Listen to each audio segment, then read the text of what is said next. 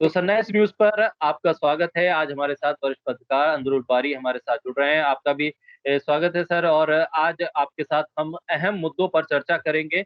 जो न सिर्फ़ हिंदुस्तान को बल्कि अंतर्राष्ट्रीय स्तर पर भी चीज़ों को प्रभावित कर रही है और उसको लेकर ख़ास तौर पर एशियाई देशों में ख़ासी हलचल है और ख़ास तौर पर हम देखें तो भारतीय उपमहाद्वीप पे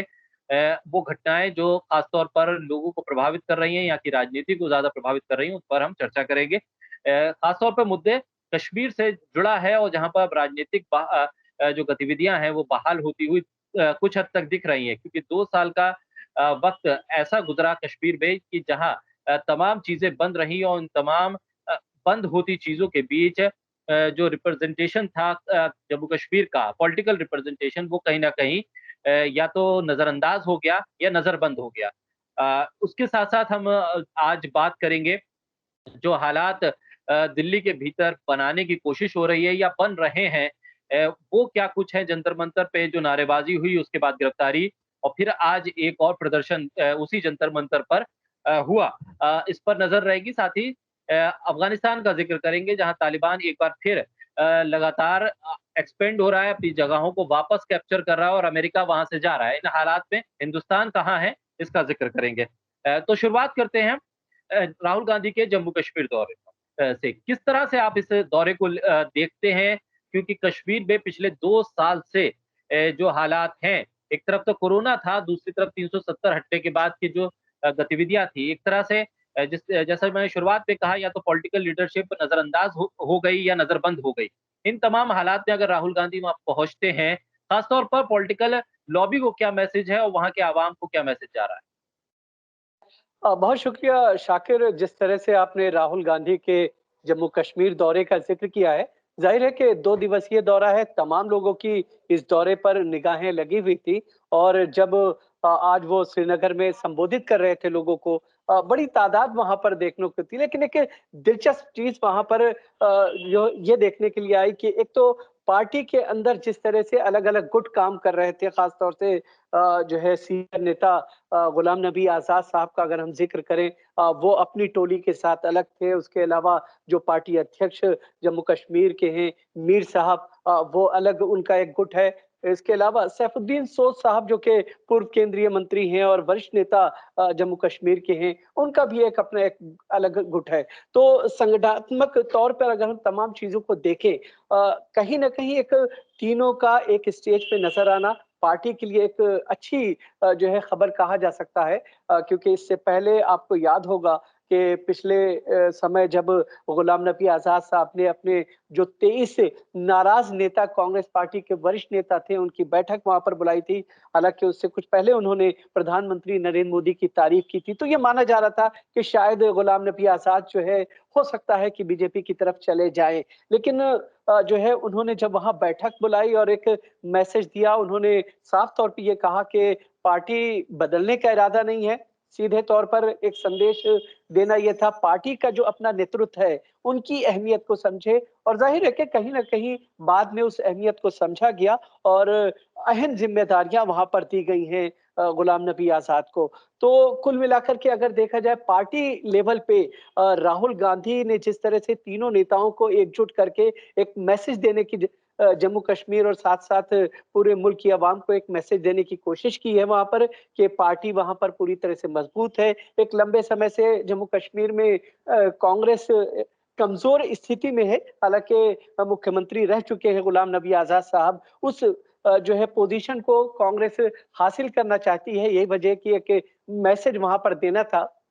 इससे पहले जब आर्टिकल 370 को खत्म किया गया था, उस वक़्त भी राहुल गांधी विपक्षी नेताओं के साथ वहाँ जाने की कोशिश कर रहे थे। उस वक़्त उन्हें जाने की इजाज़त नहीं दी गई थी। तो एक लंबे गैप के बाद अब वो वहाँ पर गए हैं। कश्मीर के लोगों में वहाँ पहुँच कर के उन्होंने जिस तरह से कश्मीरी पंडितों का मुद्दा उठाया और खुद उन्होंने ये बात कही कि कश्मीरियत की एक छोटी-सी रग उनके जिस्म में दौड़ रही है, यानी कश्मीरी जो खून है उनके जिस्म में दौड़ रहा है। एक मैसेज देने की उन्होंने कोशिश की कि कश्मीर से उनका एक ज़ाती लगाव है। यही वजह है कि उन्होंने कश्मीरी पंडितों को लेकर के सवाल भी खड़ा किया कि इतना समय होने के बावजूद अब तक इस तरह की चीज़ें वहाँ पर नहीं हुई हैं। तो इसकी क्या वजह हो सकती है? किस तरह से जो है ये अब ज़ाहिर है कि एक इनडायरेक्ट मैसेज देने की कोशिश की गई है कांग्रेस की तरफ से, राहुल गांधी की तरफ से। प्रधानमंत्री नरेंद्र मोदी ने जो एक बात कही थी कि आतंकवाद जम्मू कश्मीर में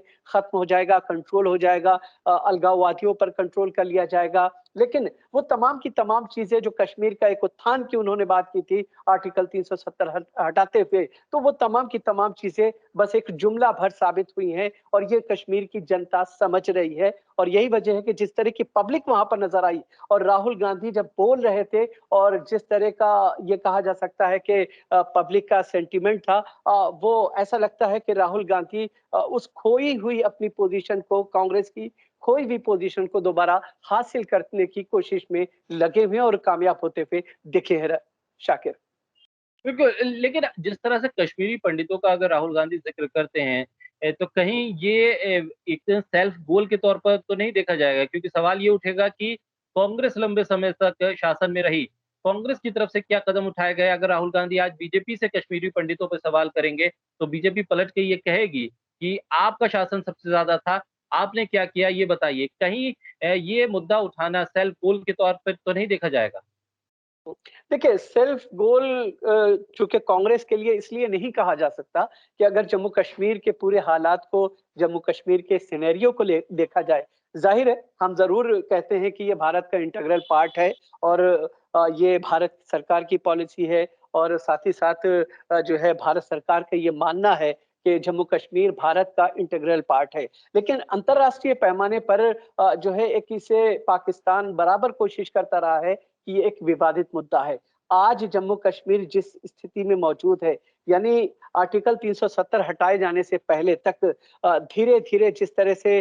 तमाम सिचुएशन को चेंज किया है, वो कांग्रेस की ही सरकार में हुआ और इस बीच में पूरी कांग्रेस की जो अपनी कोशिश थी, उसकी वजह से जम्मू कश्मीर की पूरी जो सिचुएशन है, चाहे वो ज्योग्राफिकल कंडीशन हो या फिर जो है वहाँ पर पॉलिटिकली तमाम जो चेंजेस थी वो तमाम धीरे-धीरे वो करती आई। लेकिन नरेंद्र मोदी सरकार ने जो एक बहुत बड़ी गलती की, ज़ाहिर है कि कश्मीरियों के बारे में आप फैसला ले रहे हैं और कश्मीरियों को लेकर के आप फैसला लेते समय उनको धोखे में रख करके वो भी उस वक़्त जब जो है बड़े पैमाने पर वहाँ पर टेररिज़्म चल रहा था, अलगाववाद की एक लहर चल रही है। तो वो तमाम चीज़ें हैं और ज़ाहिर है कि अब कहीं न कहीं कांग्रेस उन तमाम मुद्दों को जहाँ पर बीजेपी एक तरह से वीक होती हुई दिख रही है, उन चीज़ों को टच किया है। और आप अगर बीजेपी ये सवाल उठाती है कि कश्मीरी पंडितों के लेकर के कांग्रेस ने अब तक क्या किया? तो ज़ाहिर है कि सरकार की तरफ से ये कहा गया था संसद में कि धारा 370 हटते ही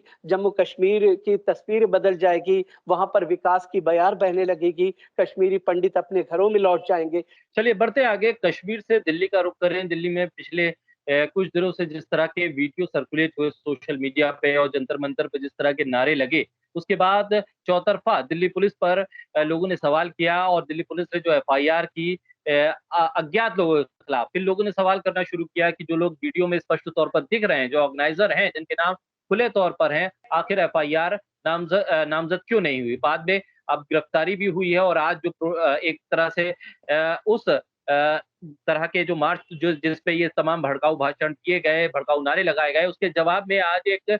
शांति मार्च के तौर पर वहाँ पर लोग जमा हुए। किस तरह से आप इसे देख रहे हैं? क्योंकि दिल्ली में पिछले विधानसभा चुनाव से हम देख रहे हैं इस तरह के बयान आना, नारे लगना और एक कम्युनिटी को टारगेट करके तमाम गतिविधियों को करना। राष्ट्रीय राजधानी दिल्ली में अगर इस तरह की गतिविधियाँ बढ़ेंगी, तो उसका मैसेज न सिर्फ देश में और बल्कि पूरी दुनिया में एक गलत मैसेज जाएगा। दिल्ली में इस तरह की गतिविधियाँ पहले के समय में नहीं होती रही हैं, लेकिन अब ये एक ट्रेंड सा बन गया है कि दिल्ली में इस तरह की गतिविधियों को अंजाम देने के लिए इस जगहों का इस्तेमाल हो रहा है। जो जानकारी है कि वो जो प्रोटेस्ट हुआ था जिसपे तमाम तरह के नारे लगे थे, उसपे अलग-अलग राज्यों से भी लोग वहाँ पहुँचे थे। इस पूरे घटनाक्रम को कैसे देखेंगे जबकि अरविंद केजरीवाल दिल्ली के मुख्यमंत्री उस पर कोई बयान नहीं देते? देखिए, जहाँ तक के शाकिर दिल्ली और वहाँ पर आपत्तिजनक जो एक्टिविटीज़ की गई, नारेबाज़ी की गई, एक विशेष समुदाय को टारगेट बना करके ज़ाहिर है इसकी जितनी भी निंदा की जाए, ये तमाम की तमाम निंदा पूरी तरह से बहुत ही कम नज़र आएगी क्योंकि ये तमाम जो चीज़ें हुई हैं इसकी हर तरफ ये कहा जा सकता है कि निंदा की जा रही है। लेकिन इसको अगर राजनीति से जोड़ करके देखा जाए, भारतीय जनता पार्टी की हमेशा से एक पॉलिसी रही है कि उसकी जो कथनी है और उसकी जो करनी है उसमें जो है फ़र्क नज़र आता है। भारतीय जनता पार्टी कहती है सबका साथ, सबका विकास, सबका विश्वास। लेकिन जब चुनाव आते हैं और चूँकि जब चुनाव आते हैं तो ऐसी स्थिति में जो कम्युनल लाइन होती है, वो भारतीय जनता पार्टी को सूट करती है और यही वजह है कि चूँकि आने वाले समय में यानी अप्रैल 2022 में दिल्ली में एमसीडी चुनाव है और उसके साथ ही जो है आप ये देखिए उत्तर प्रदेश जहाँ से के खुद प्रधानमंत्री नरेंद्र मोदी चुन कर के आए हैं, उत्तर प्रदेश विधानसभा चुनाव हैं, दिल्ली में एक बहुत बड़ी संख्या जो उत्तर प्रदेश के रहने वालों की है। तो यहाँ पर अगर इस तरह की कोई एक्टिविटी की जा रही है, बीजेपी हालाँकि वो इस चीज़ को एंडोर्स नहीं करेगी, लेकिन इनडायरेक्ट वे में पूरी तरह से सपोर्ट करती हुई इसलिए नज़र आती है क्योंकि आपको याद होगा कि जब मॉब लिंचिंग की घटनाएँ हो रही थी, तो उस वक़्त जो आरोपी थे जिन्हें जेल में डाला गया था, उन तमाम लोगों की जब रिहाई होती है, तो केंद्र के मंत्री उन तमाम लोगों को जेल से जा कर के रिसीव करते हैं। इसके अलावा जो मथुरा की घटना आपको याद होगा कि वहाँ पर भी इस तरह की एक घटना हुई थी, तो वहाँ पर एक केंद्रीय जो मंत्री थे उन्होंने न बाकायदा जो है उस तरह के स्टेज को शेयर किया था। तो भारतीय जनता पार्टी के जो कार्यकर्ता हैं या भारतीय जनता पार्टी की जो नीति है उसको ऐसा लगता है कि अगर हिंदू वोट को अपने साथ जोड़े रखना है, तो एक विशेष समुदाय के खिलाफ अगर वो बयानबाज़ी करते हैं, तो वो उनके लिए फ़ायदा करता है और यही वजह है कि इस तरह की चीज़ें भारतीय जनता पार्टी अपने यहाँ से छूट देती है। हालाँकि अश्विनी उपाध्याय जो भारतीय जनता पार्टी से जुड़े हुए हैं, उनका नाम आया है, ये कहा जा रहा है कि भारतीय जनता पार्टी के स्पोक्स पर्सन नहीं है, लेकिन वो भारतीय जनता पार्टी के स्पोक्स पर्सन रह चुके हैं। भारतीय जनता पार्टी की जो लीगल सेल है वो उसके एक अहम सदस्य के तौर पर बहुत ही एक्टिव जो है सदस्य के तौर पर जो है जाने जाते हैं, वहाँ वो काम करते हैं। तो ऐसी स्थिति में अगर भारतीय जनता पार्टी ये कहती है कि अश्विनी उपाध्याय से हमारा कोई लेना-देना नहीं है या इस तरह की तमाम चीज़ों से जो है हमारा कोई लेना-देना नहीं है। आपको याद होना चाहिए कि दिल्ली पुलिस जी। गृह मंत्रालय के अंडर में है और गृह मंत्रालय भारतीय जनता पार्टी के पास है और गृह मंत्रालय में अमित शाह जैसा व्यक्ति बैठा हुआ है, खास तौर से इस पूरे इश्यू को लेकर के। तो वो सीधा-सीधा यही है कि भारतीय जनता पार्टी इस तरह के एजेंडास को मौका देती है ताकि इसको समाज में स्प्रेड किया जाए और इसका राजनीतिक फ़ायदा उठाया जा सके। बिल्कुल और अब इस चर्चा में चलते-चलते एक सवाल तालिबान और अफ़गानिस्तान को लेकर कि जो हालात वहाँ बन रहे हैं, तालिबान एक बार फिर कई शहरों पे कब्ज़ा कर चुका है, अमेरिका वहाँ से निकलने की कोशिश में इन तमाम हालात के बीच हिंदुस्तान कहाँ नज़र आ रहा है? देखिए हिंदुस्तान की अगर जहाँ तक कि अफ़गानिस्तान में पॉलिसी को लेकर के बातचीत की जाए जो ताज़ा अपडेट अफ़गानिस्तान से हमें मिल रही हैं, उसके हिसाब से हम ये कह सकते हैं कि जो मज़ार-ए-शरीफ में भारतीय कॉन्सुलेट है चूँकि अभी कुछ बड़ी संख्या में जो है भारतीय वहाँ पर काम करने वाले लोग हैं, वहाँ मौजूद हैं, तो भारतीय कॉन्सुलेट की तरफ से एक जो है नोटिस जारी किया गया है, एक एडवाइज़री जारी की गई है भारतीय शहरियों के लिए कि जल्द अज़ जल्द वो जो है मज़ार-ए-शरीफ से निकले और उनके लिए बाकायदा एक विशेष जहाज़ का इंतज़ाम किया गया है वापस लाए जाने के लिए और माना जा रहा है कि ये जो वापसी है भारतीयों के जो फँसे हुए लोग हैं, वो जल्द से जल्द वहाँ से निकाल लिए जाएँगे या इस वक़्त जो है इस तरह की एक्टिविटी जो है हो जा रही है क्योंकि तालिबान जो है इस वक़्त मज़ार-ए-शरीफ के अंदर एंट्री कर चुका है और अफ़गानिस्तान के जो 7 बड़े सूबे कहे जा सकते हैं, उन तमाम सूबों पर फ़िलहाल तालिबान ने अपना कब्ज़ा जमा लिया है। और इसके अलावा एक बड़ी बात ये भी हो रही है कि दोहा में आज ही के दिन एक बैठक हो रही है, ख़ास तौर से जो बैन मुज़ाकरात होने हैं यानी अफ़गानिस्तान सरकार और तालिबान के बीच में जिस तरह का खूनी संघर्ष चल रहा है उसको लेकर के जो आस-पास के देश हैं, उनकी चिंताएँ हैं, उसमें भारत की भी अपनी जी, चिंताएँ हैं, क्योंकि भारत के ट्रिलियन डॉलर्स वहाँ पर लगे हुए हैं। भारत जी। ने बहुत सारा वहाँ पर कामकाज किया है, संसद भवन बनाया है। अफ़गानिस्तान के कल्चर को बढ़ाने के लिए भारत बराबर काम करता रहा है। तो भारत का अपना एक वहाँ जो है एक लगाव है। हालाँकि ट्राइका जो एक समिट ये दोहा में आज चल रही है, उस बैठक से भारत को जो है बाहर रखा गया है। इससे पहले आपको याद होगा कि यूएन सिक्योरिटी काउंसिल की जब अफ़गानिस्तान के मुद्दे पर जब अफ़गानिस्तान सरकार की तरफ से भारत से अपील की गई थी कि जी, यूएन की बैठक बुलाई जाए इस खून-खराबे को रोकने के लिए, तो भारत ने यूएन सिक्योरिटी काउंसिल की एक बैठक बुलाई थी। चूँकि भारत अगले 1 महीने तक जो है यूएन सिक्योरिटी काउंसिल की जी, अध्यक्षता कर रहा है। ऐसे में भारत ने पाकिस्तान को उस बैठक से बाहर रखा था और यही वजह है कि भारत कहीं न कहीं ये बता रहा है कि उसका अपना एक इंटरेस्ट है और अफ़गानिस्तान की स्टेबिलिटी, अफ़गानिस्तान में पीस प्रोसेस को आगे बढ़ाने के लिए भारत का एक अहम रोल हो सकता है और जिस तरह से उसे अलग किया जा रहा है, ये भारत जी। के हित में नहीं है और भारत इसे जो है इस क्षेत्र के हित में नहीं मानता है। यही वजह है कि भारत बराबर इस पूरे मामले पर नज़र बनाए हुए है, लेकिन तालिबान से जिस तरह से भारत ने बातचीत के लिए अपने डोर ओपन किए हैं और बातचीत की जा रही है, इसे पॉज़िटिव एक जी, साइन कहा जा सकता है क्योंकि तालिबान की तरफ से ये साफ संकेत दिए जा रहे हैं कि जो पत्रकार वहाँ पर काम कर रहे हैं, जो कॉन्सुलेट हैं जो जी, एम्बेसीज़ हैं या फिर जो है